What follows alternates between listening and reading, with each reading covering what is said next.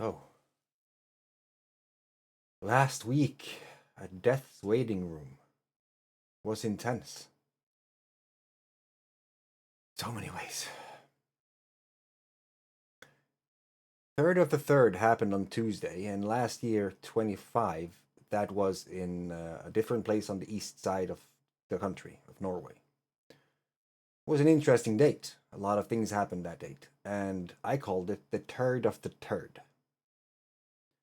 This Tuesday, after Tribe Talk, the 3rd of the 3rd, 26, I was visited at Death's Waiting Room.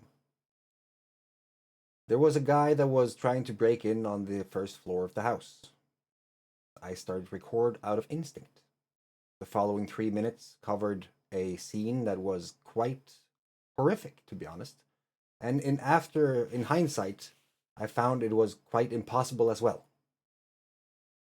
I was standing right on the inside of the door, and a stone that was this big came through this little window that was in my facial kind of height, and I was standing right in front of the door. This is on the tape.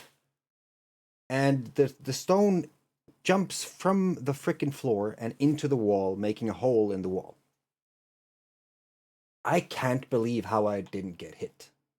And I can't believe a lot of different things about that situation. And the following days, I was just beat. I was kind of energetically. It was interesting because as soon as I was kind of into my routine, I had to take on different responsibilities. I had to attend a meeting with a national or a regional manager of a huge company within something that is an evolving technology where we have no idea where it's going to go. And it's interesting to say the least.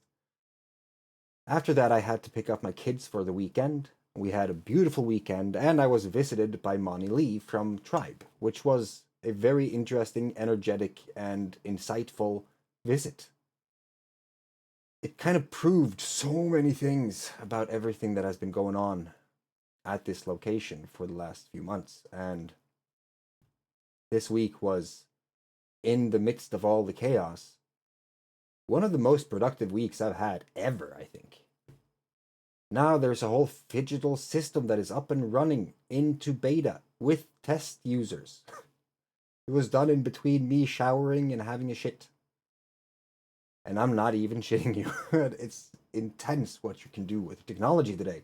So I've been kind of playing around with that, and I've been just being the best host I could be with my levels of energy at the state they were, while being a dad with my kids. And we are just planning and visualizing and creating. It's so many things at the same time. And then today I took the bus after having delivered a strawberry.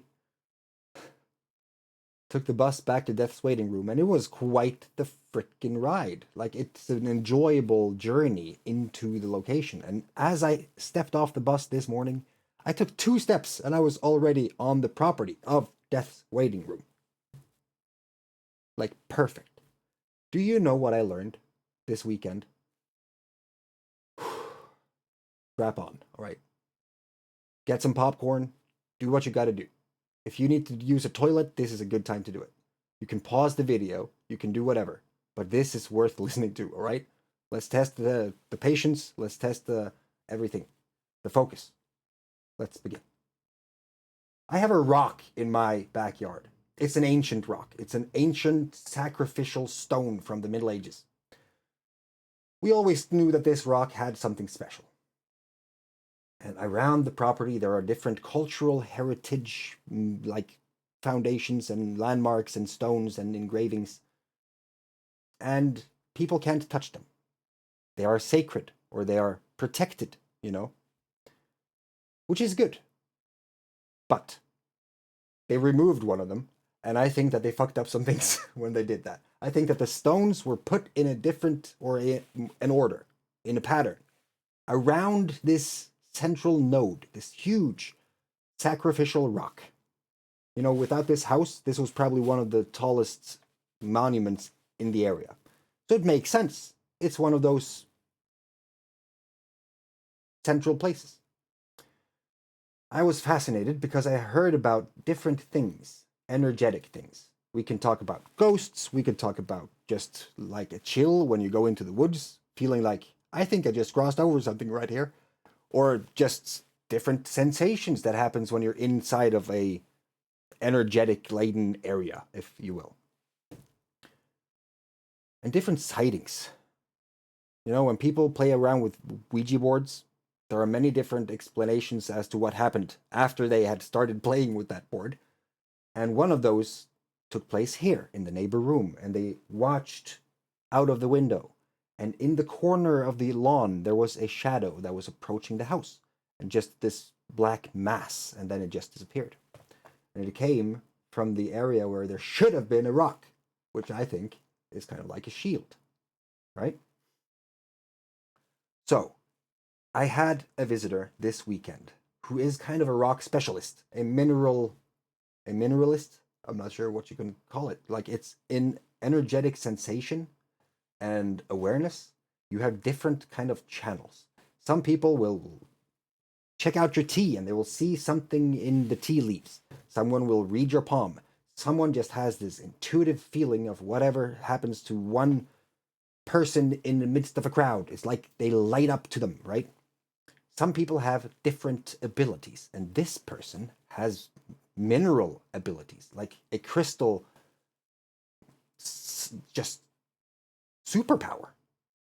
She creates necklaces intuitively that is based on the frequency of the person that is supposed to have the necklace. And this is where I could go deep, because I've had my necklace given to this person after I've had it around on many adventures, and she's just, you know, listening to it, and she's telling the stories that I've been part of with that stone, basically. That kind of freaked me out, but I was like, kind of makes sense if you think about it. You know, we create crystals, crystallites, from our pineal gland in our brains. These tiny crystals are like signal boosters and transmitters, right? Like a radio. Did you know that the radio and all those different technologies are based on crystal? So I'm just going with it. I'm like, this is fascinating. And then she comes here to Death's waiting room, where I have an ancient sacrificial stone in the backyard. And she is taking in the place in a way that is just sensing everything. And it's like taking one step at a time, really taking it in. And I'm like respecting the hell out of her discipline, because she's blocking out everything else. She's focusing on one energy at a time and then getting all the information from that on that location. Blew my mind. And then she came to the stone. And she talks to me about what she experienced after having met the stone. And it's like a fucking geophone. It's like a telephone. It's like a information node that is connected to a ley line of different other nodes, which kind of makes sense if you think about it. You know, this is why when I was out on an adventure this past summer, I was at this riverside location, which was insane. Just insane. It's where the dome was. And this whole area feels energetic. And then I started to think, there are many mines, geoparks and mineral mines in these areas. So it kind of makes sense that the whole fucking place is just radiating, just vibrating on that frequency, and you can just feel it. Everyone can feel it. Some people don't really know how to explain it. They just feel this calm when they're here. Don't really think about it, you know? Or they just enjoy it. Some people are like, we are in the field. And here, apparently, which we have known for quite some time, is a very energetic place. So it feels like a reset. People come in and they just experience it. And then some people, like my visitor, are able to decode what is being said. And I'm just blown away because I'm like the bridge between.